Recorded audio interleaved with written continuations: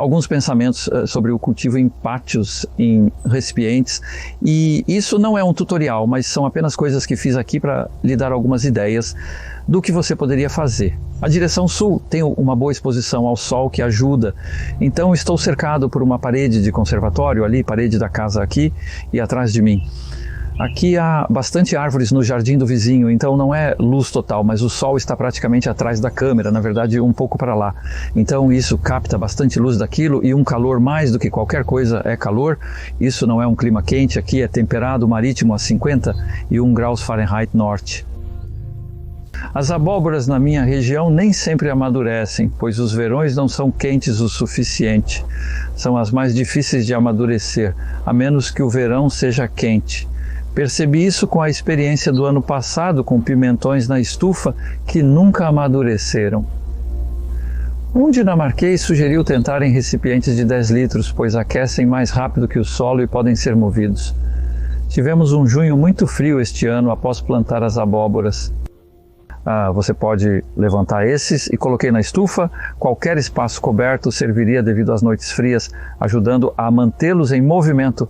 Isso significa mais chances de amadurecer a abóbora. O sinal de maturidade da abóbora é ter um talo duro, estando prontas para a colheita. A casca é dura e há bastante nutrientes nisso, graças a Deus, mas apenas uma por planta. Esta é uma variedade de abóbora de pátio, projetada para isso. Não coloque abóbora normal em vaso de 10 litros ou terá muitas folhas e caules por todos os lados. Poderia funcionar com poda constante, mas é mais fácil cultivar uma variedade criada para crescer em recipiente no pátio. Classicamente, pimentas funcionam bem em recipientes, pois não precisam de muitas raízes e comida, mesmo que eu não tenha alimentado esses recipientes apenas com o composto colocado lá. E no caso da abóbora, era meio composto caseiro de 1 ano, bom composto e meio mistura para vasos multiuso. Você poderia usar qualquer variação disso. Eu acho que uma mistura para vasos ajuda com o meu composto, porque é um pouco encharcado e isso pode ser um problema com o composto. Não ajuda a colocar cacos no fundo, isso é um mito. A drenagem só precisa ser uniforme até o fundo e então, se estiver muito seco, coloque um pires embaixo desses, porque senão você pode gastar muito tempo regando e a água passa por lá. Houve 3 ocasiões neste verão em que eu levantei esses e tirei o pires, porque senão eles ficam encharcados. Você não quer isso? Isso é pior do que estar muito seco. Então, tenha cuidado no uso de pires embaixo de recipientes. Não os use demais, mas use-os em condições secas. E da mesma forma, esses tinham pequenos pires embaixo, isso é 1 de 3 litros. E estou achando que é bom para pimentas, isso é totalmente adequado e na verdade poderíamos fazer uma pequena coisa. Este é vaso pequeno, então espero que funcione. Se eu bater nele, podemos ver as raízes. E isso parece promissor quando você vê raízes perto da borda ou superfície. Isso é um bom sinal. Veja, há uma bela planta de pimenta ali, pronta para a colheita. Colha-as e você pode secá-las, comê-las ou fazer o que quiser. Depois pode-as, deixando um pouco de talo verde. Já fiz isso antes, nem sempre em outubro, antes da geada. Então, mantenha-as em algum lugar da casa. Eu não reguei estas e não choveu muito. Porém, uma planta que está no fim do ciclo não tenta mais crescer. Ela não precisa ser regada, ela só precisa de um pouco de umidade no composto. E isso poderia ir para, digamos, um quarto extra não aquecido na casa durante o inverno e basicamente sobreviver. Isso é tudo que ela precisa fazer no inverno. Ela não vai crescer e no final de fevereiro ela começará a se mover novamente. Como ela capta da janela, talvez você tenha uma janela com mais luz, é hora de começar a crescer. No final de fevereiro ocorre outro evento com pimentas de inverno na casa. Descobri que há muitos pulgões. Mas isso não significa que a planta vai morrer. E se você levá-las para fora e regar ou borrifar água com um pouco de sabão, você nunca vai se livrar delas completamente. Nesse ponto, devido à época dos pulgões na primavera, as plantas gradualmente se livrarão do problema. E então joaninhas e moscas vão aparecer, predadores de pulgões. No meu clima, a última geada é em meados de maio, mas eu as traria para fora um pouco antes disso, porque é abrigado pela parede, então eu não esperaria uma geada aqui. Desde o final de abril, as pimentas poderiam estar aqui e recomeçar a crescer. Se você tiver uma planta de pimenta durante o inverno, mova-a para um vaso maior. Talvez seja grande demais, mas o próximo tamanho, uns 5 litros, pode ser. Aqui estão algumas ideias para pimentas e tomates. Olhe para isso.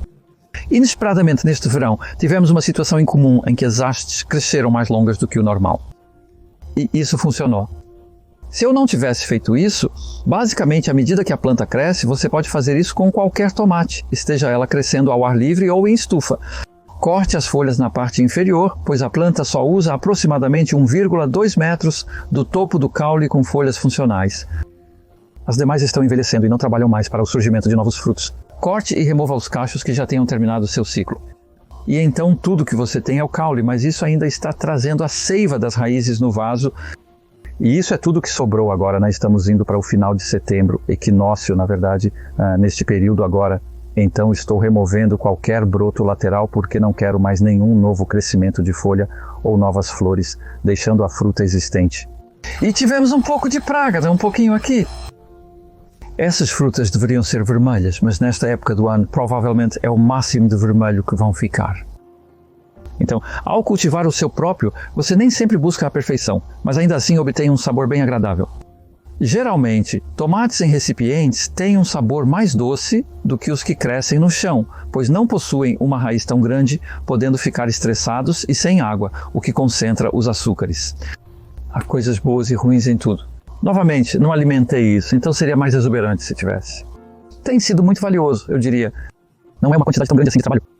Eu coloquei este pequeno tapete de fibra de coco como cobertura em cima do composto que está aqui.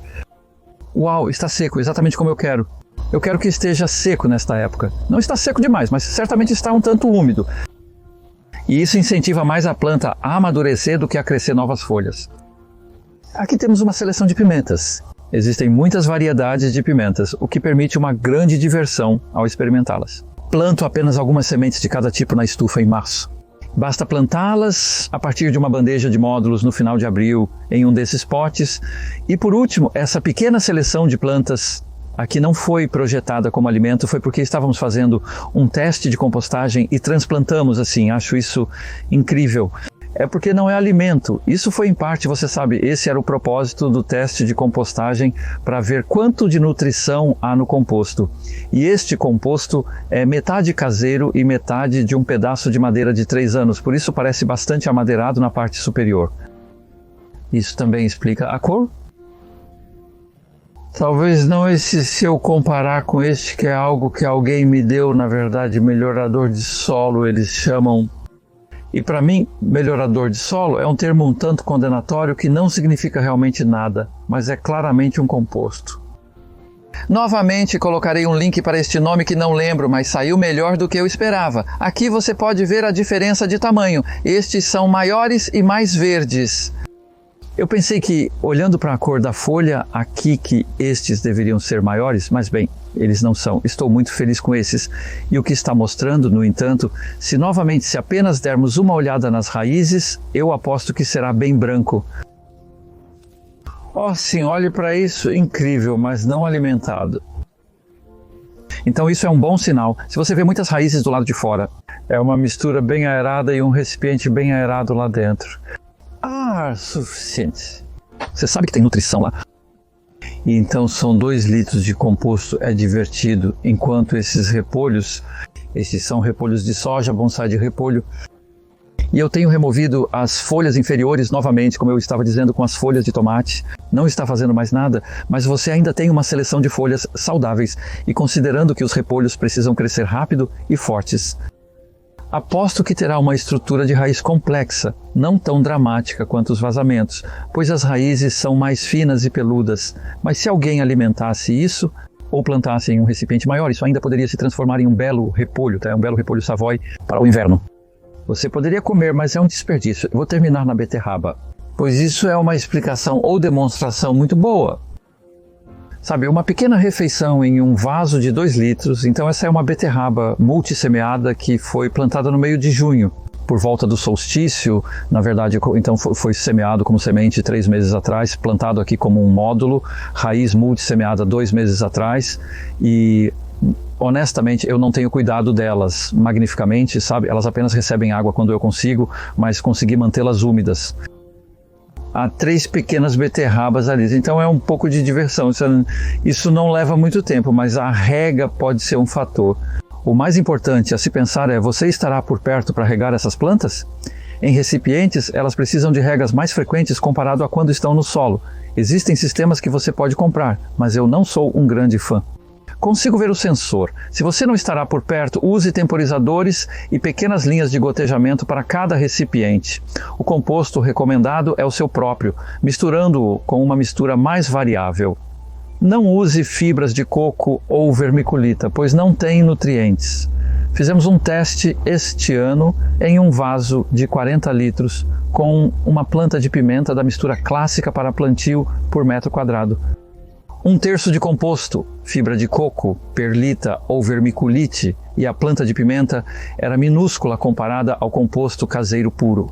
Era 50 com uma mistura proprietária que se saiu muito bem e conseguiu uma carga de pimentas vermelhas, sendo um exemplo. Aproveite e experimente coisas novas.